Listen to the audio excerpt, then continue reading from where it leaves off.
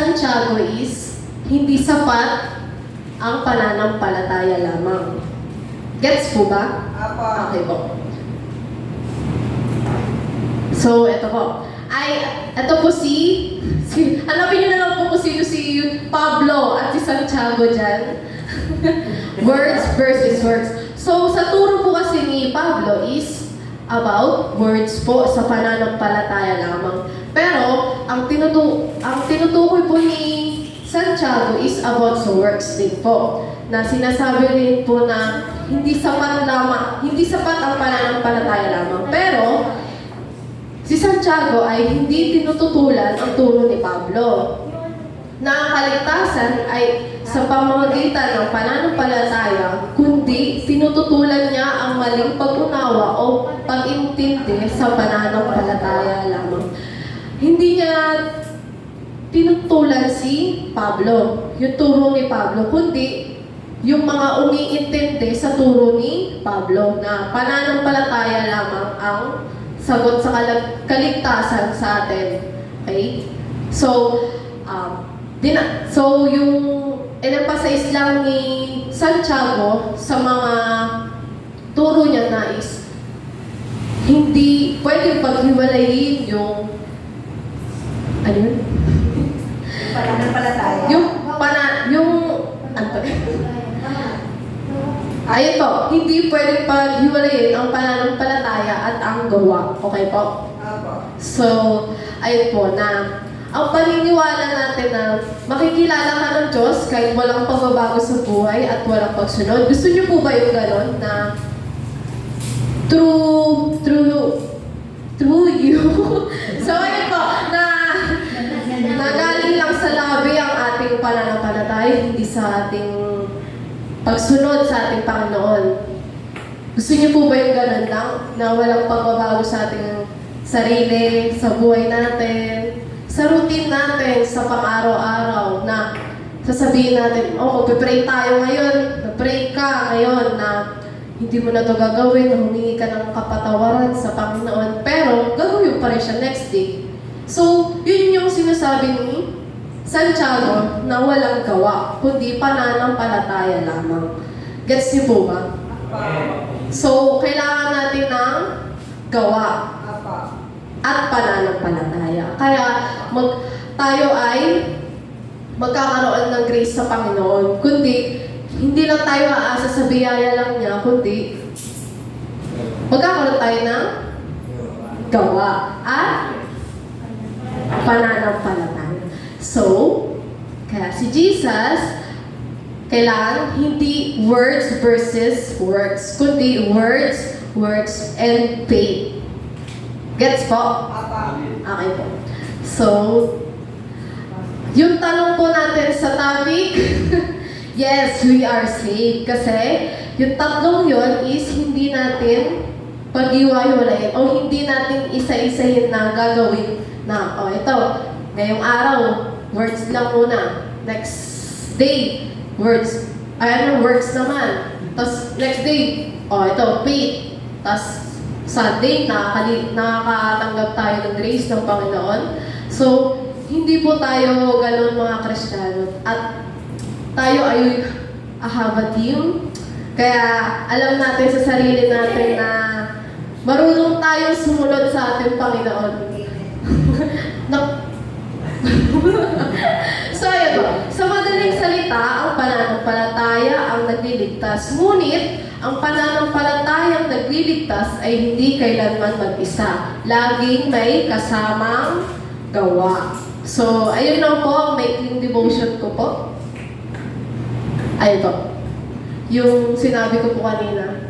And, amen. Thank you po. Sa page. Ano ba? Salamat. Okay po, thank you po. Sana po may naintindihan po kayo. Apa. So, magtatanong po ako. So, sino ang nagturo ng may kasamang gawa? Ang bilis si Ate Athena. Anak, kaya mo yan. Sino daw po nagsabi na Sino ang nagturo na may kasamang gawa? Dapat Tama pa rin yun ah. Tama, tama! Wala pa doon. Okay, next po. Sige po, Ate Krisa. Si Santiago. Oh, very good. May cheese stick na next Sunday. Sino na yung nagsabi ng... Wait lang.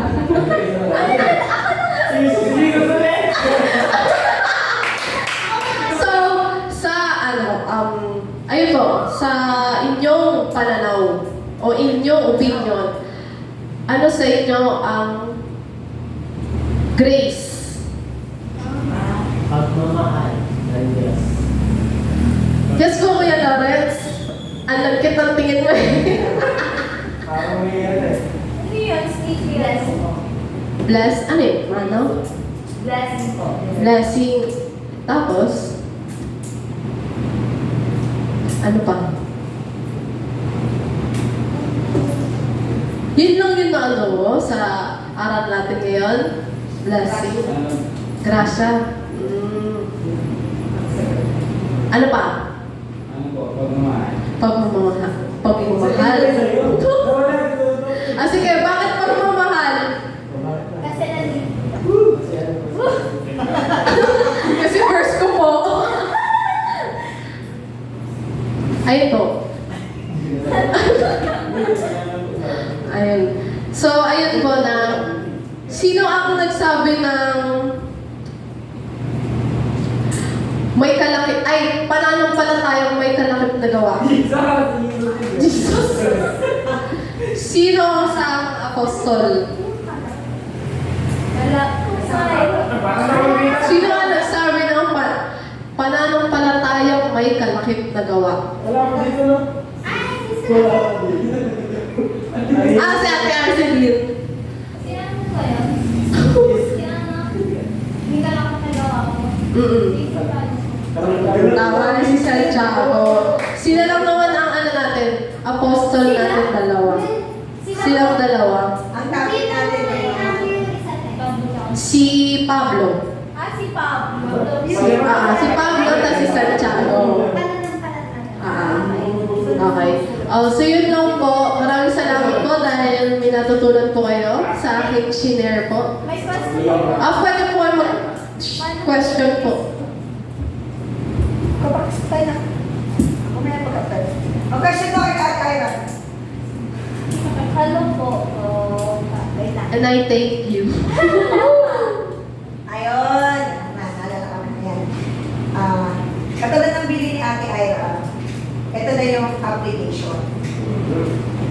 Kung tayo, naniniwala tayo sa ating Diyos Ama kay Jesus Christ, ano ba yung ginagawa nila? Mabuti o hindi mabuti? Mabuti. So, kung ang kung tayo may pananalig sa Panginoong Diyos na sa Yeso Cristo, ano yung gawa na gagawin natin? Ano klaseng gawa? Kabutihan. Very good. Kabutihan na, so mabubuti. So, paano kung gumawa ka ng pagsisinungaling? Ano yung ini-imply nun? O nga, hindi mo ina-apply. Pero anong ini-imply nun? Ulitin ko ulit.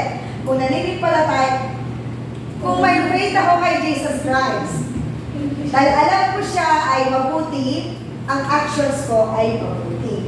Pero paano kung ang actions ko ay hindi mabuti? Pagsisinungaling, pangungupit, pagtataray, ano ba ba? Pag-cheat, So, ano nag-i-imply nun? Hindi ka nananampalataya. Okay, so sino ang pinapalampataya ko? Very good.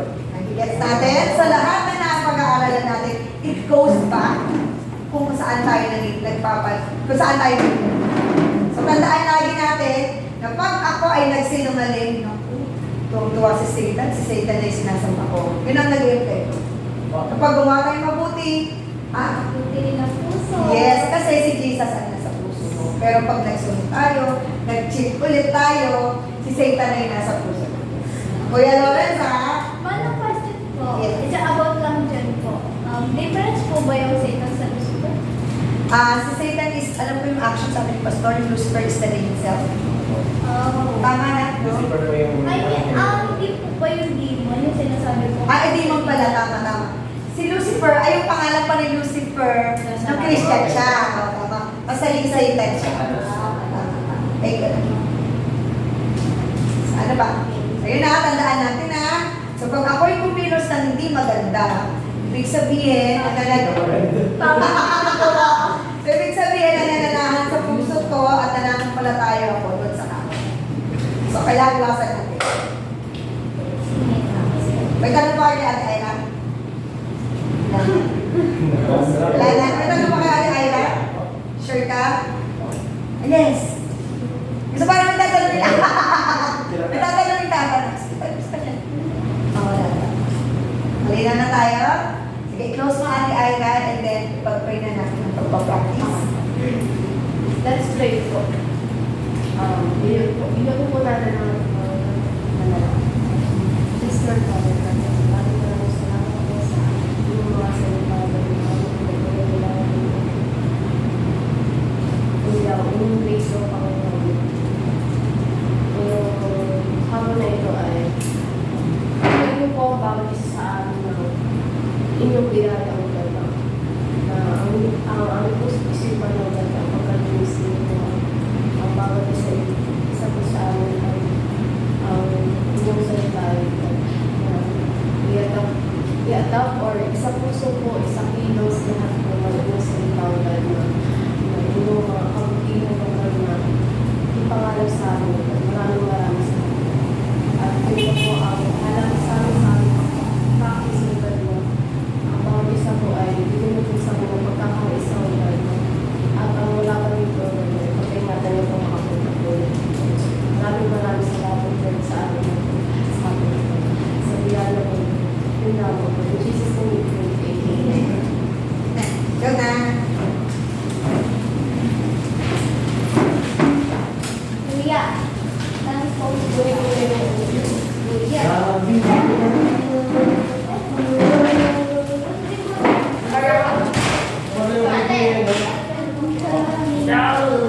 ako ng pwede.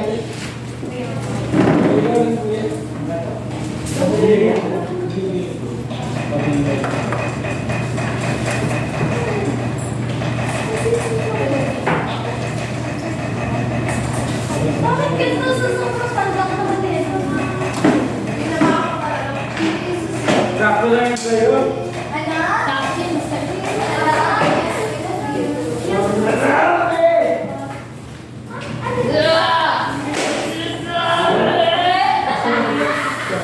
Sakto na? Sabi niya, no, ate, ay bigyan ko. Sakto na? Pero kahit ako po yung ballpen mo, mag-ano tayo, mag-drive tayo, kaya na. Ako na lang ito. Kuya!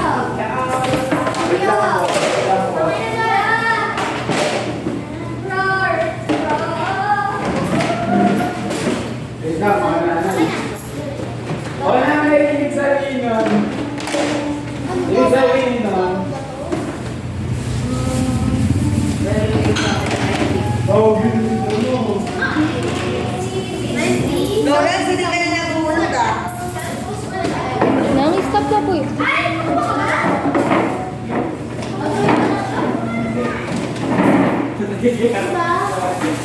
Ilan? Nang? Ate, gusto ko yung... Ay! Oo, thank you na!